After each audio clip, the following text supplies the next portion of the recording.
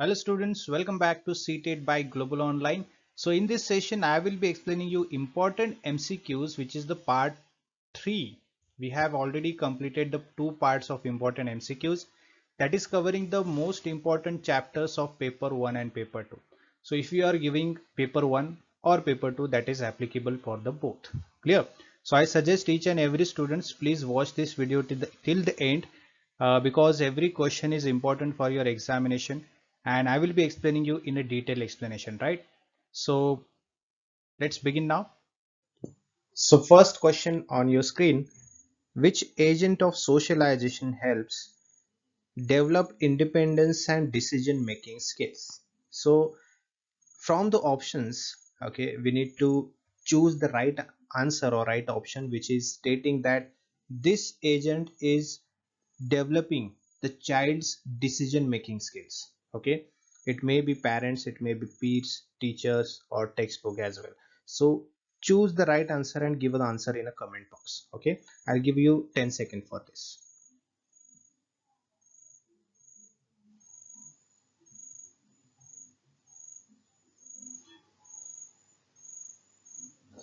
All right, so right answer is option peers, option B. Okay, why? Peer groups provide an environment where children make decisions, negotiate roles, express ideas independently. Okay, in the last session as well, we have seen that how peers will help the child or the student or the person, okay, in developing their decision making skills. Okay, developing their what we can say, expressing their ideas, the behavior, right? All the things. Unlike parents, child relationship, peer interaction are more equal, encouraging self-reliance and autonomy in a children. So basically, every agent of a socialization, whether it is parents, whether it is peer, teachers, and all, okay, at every stage, everyone or every agent is impacting differently, okay, in the development of student. Clear? So we need to understand those all the agents or all the factors of socialization. Clear? Let's move to the next question.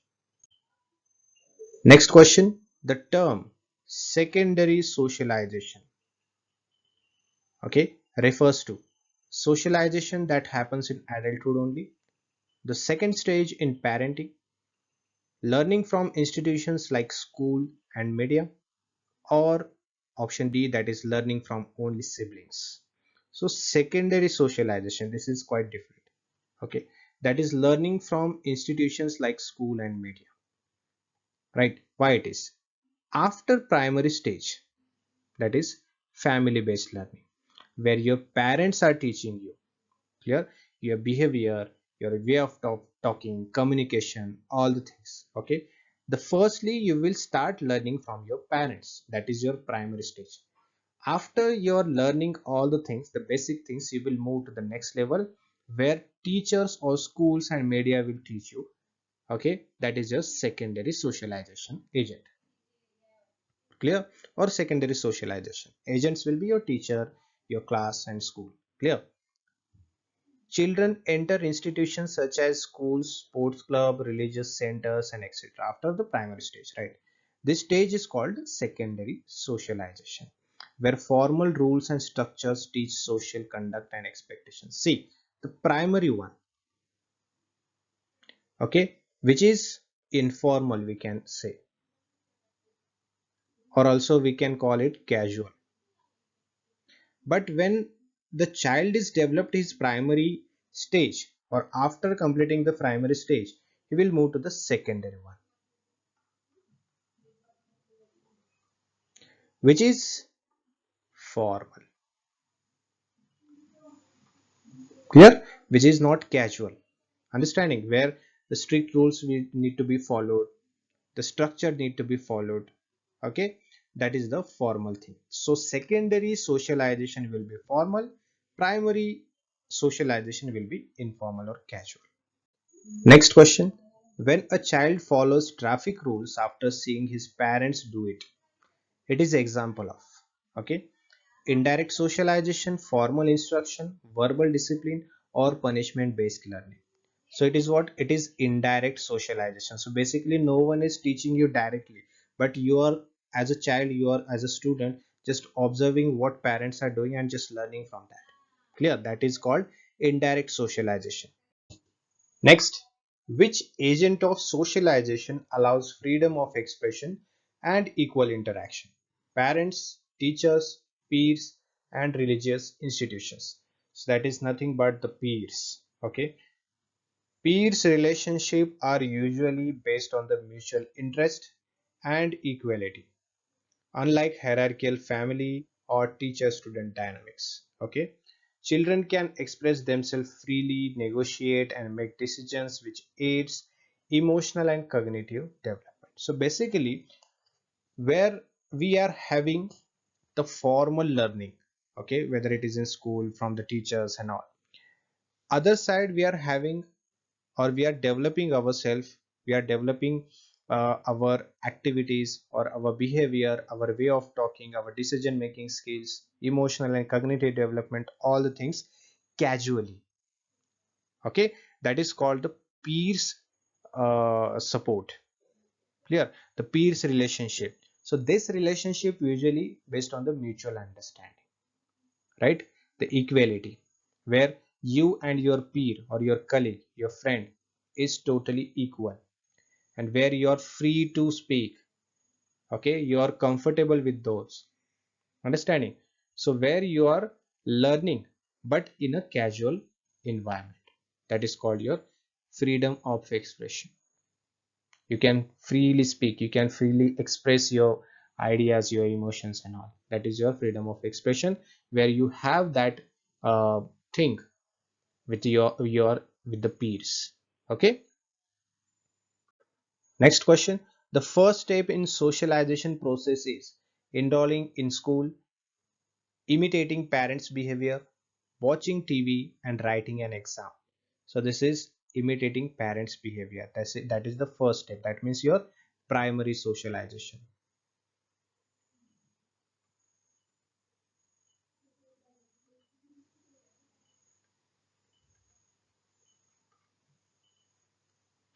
All right.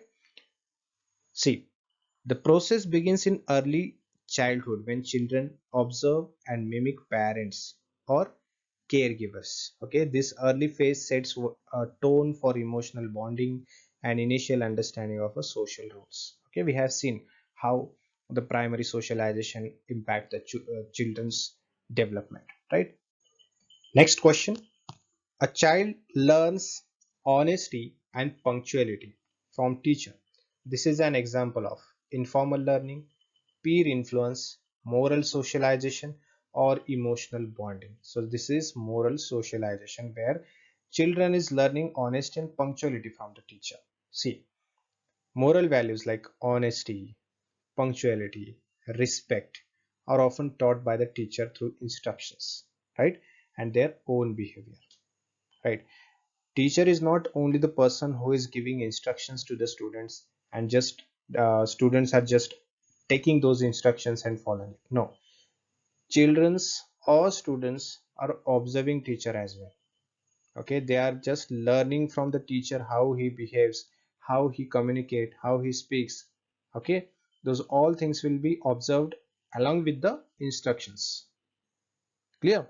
So students, the teacher is a very ideal person for the students.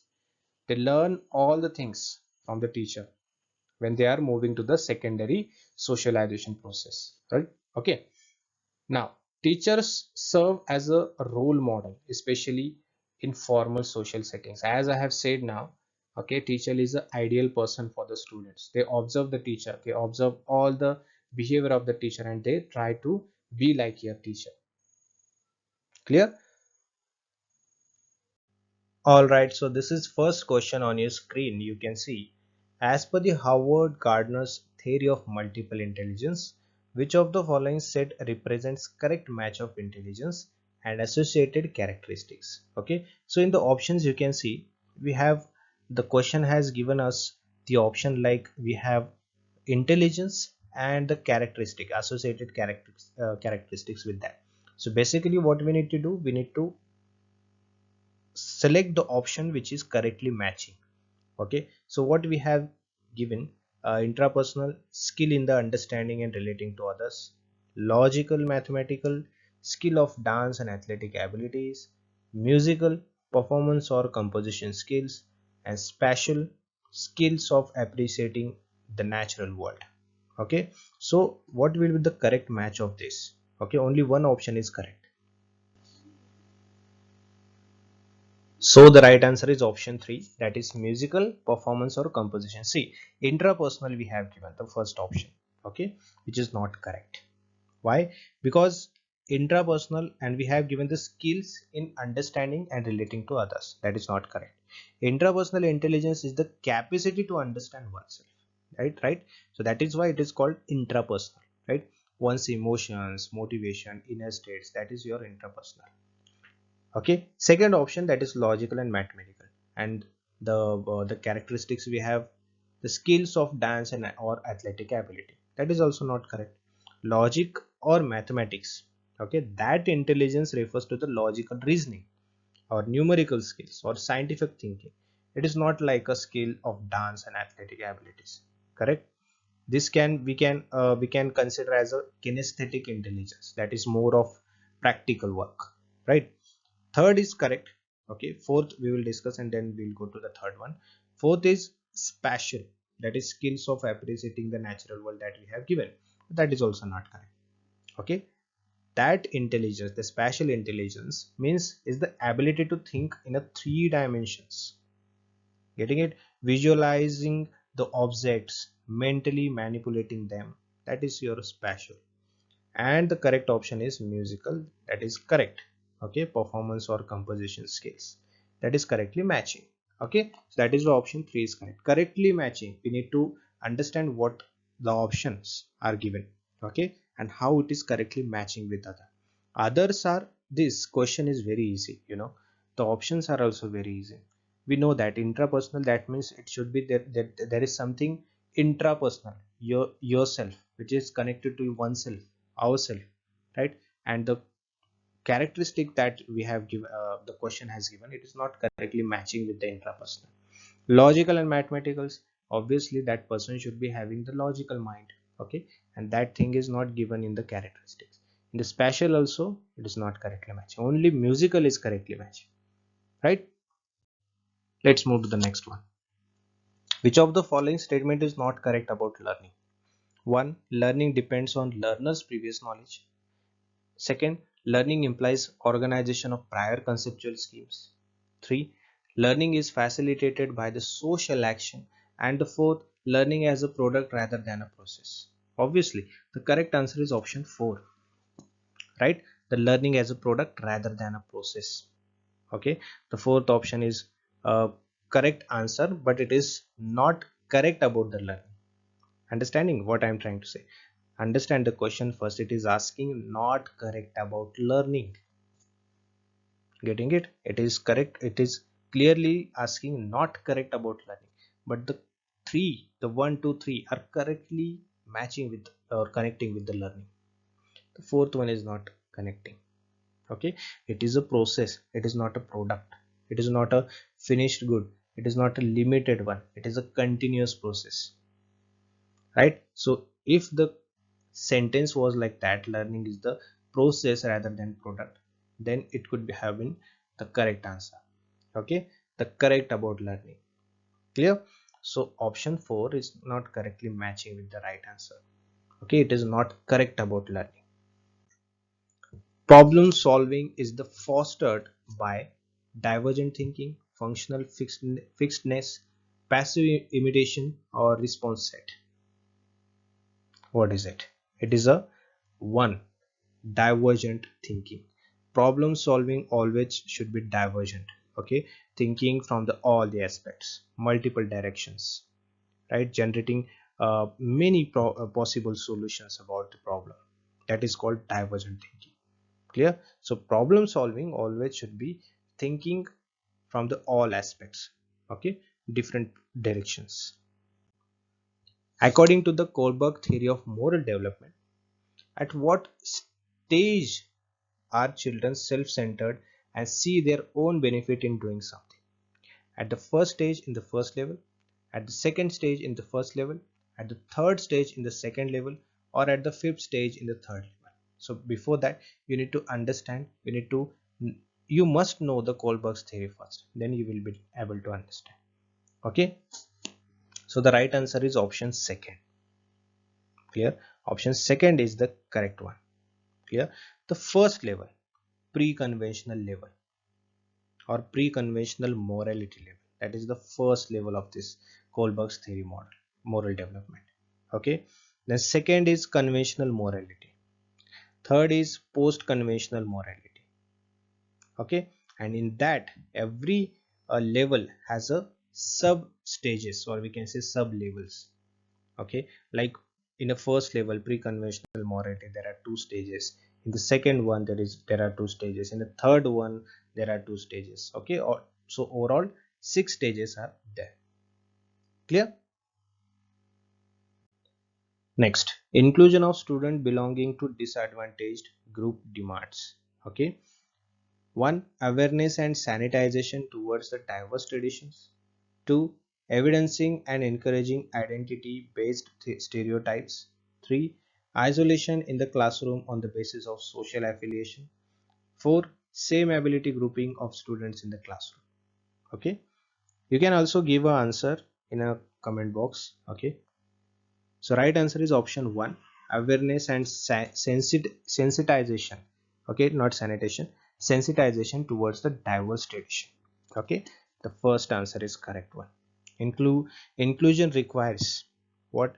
Teachers and peers to be aware, sensitive, right, respectful of different social, cultural, economic background. Getting it? So awareness, that is the sensitization. Okay, it should be very sensitive, it should be very aware about the things, it should be very respectful about different things. Okay, if anything, any terms in a social, cultural, economic background, it is differentiating, you should respect all the points. Okay, from all the aspects. Clear? And you should, as a professor, as a teacher, sorry, as a teacher, you should promote the equality, the dignity. Okay, so that is the correct one, the first option is correct.